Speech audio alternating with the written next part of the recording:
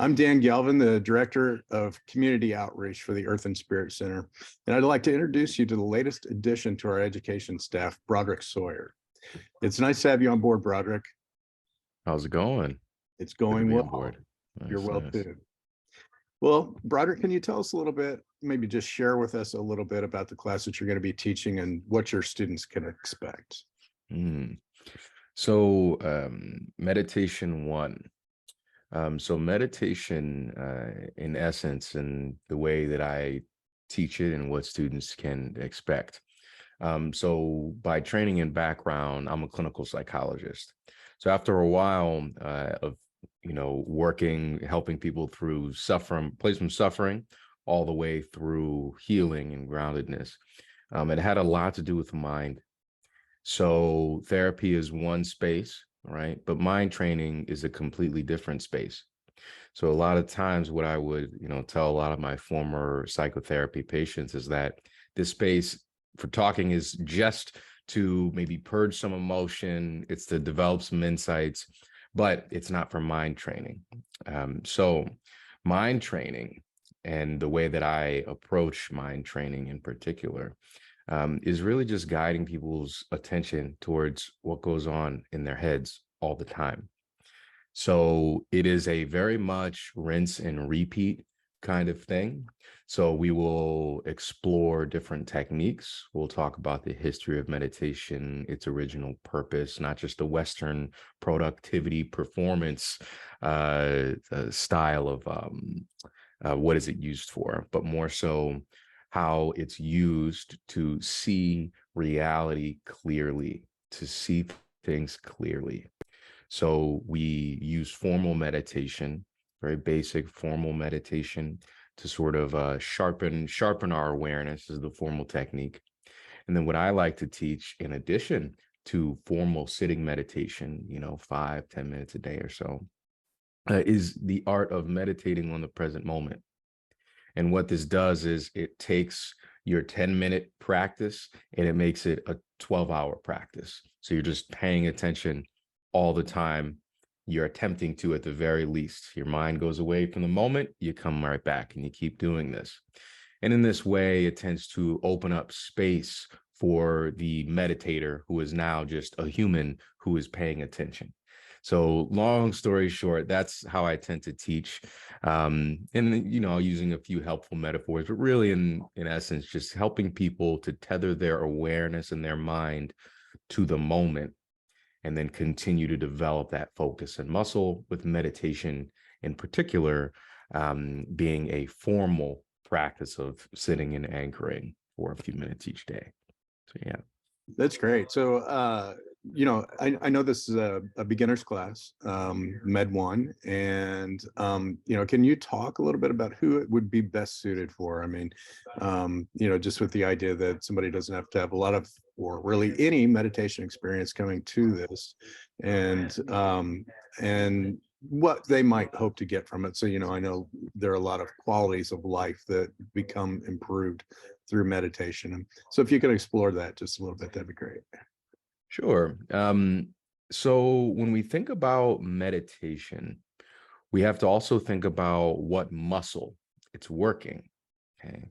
So people who have never meditated before, similar maybe to people who have never done push-ups before, everyone has that particular capacity and muscle.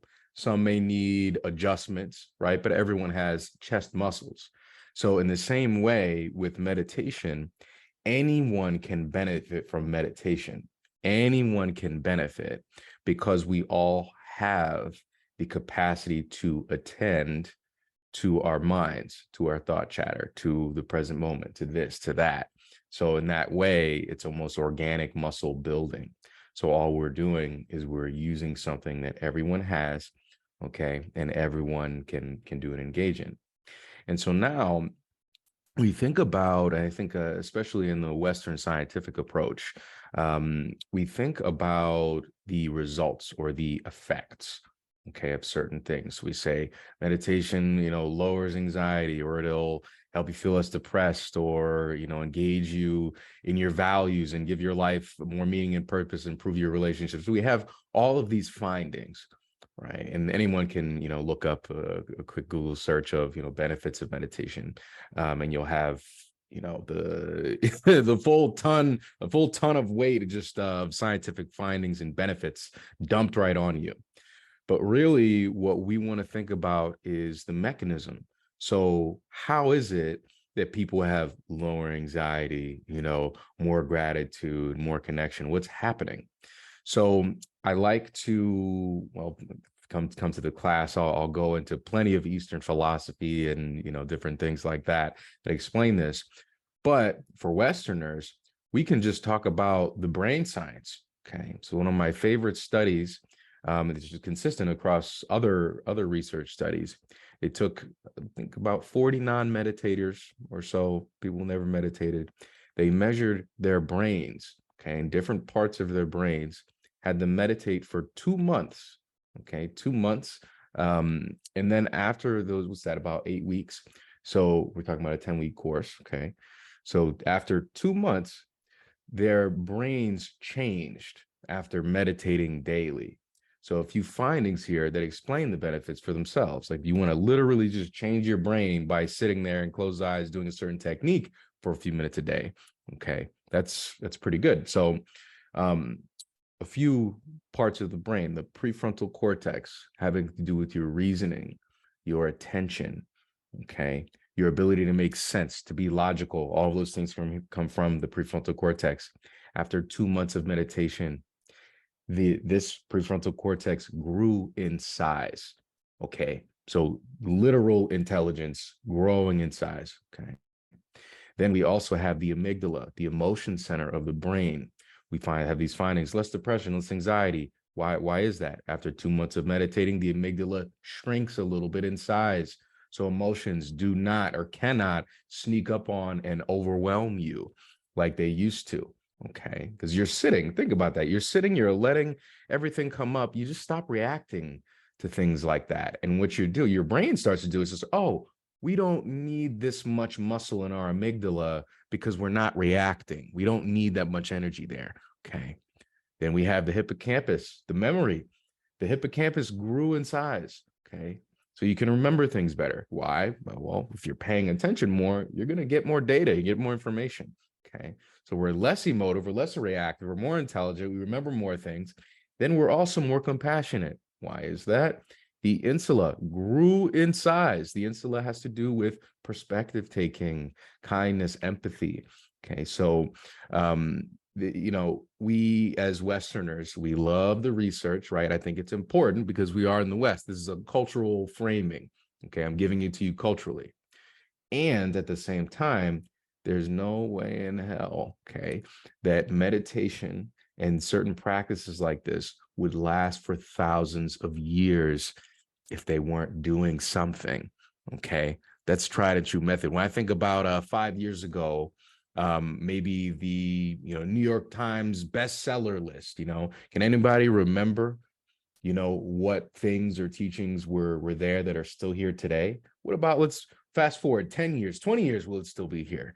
So just really thinking about meditation, the base root of meditation, very, very, very powerful. And now Western science is, really engaged with and reflecting that for our Western believe it when we see it kind of attitude, which isn't problematic once we have the evidence, which we do. So, yeah. Broderick, we're really looking forward to your Meditation 1 Introduction to Mindfulness Meditation class. This is a 10-week course, and the first class is on Wednesday, February 22nd. You can choose the morning class at 10 a.m. or the evening class at 7 p.m. And Broderick, I've really enjoyed talking with you about this. We're looking forward to what you bring to the Earth and Spirit Center, and I'm just glad that you're on board. For sure, for sure. Yeah. For folks wanted to learn from me, I'll be teaching the 10 a.m.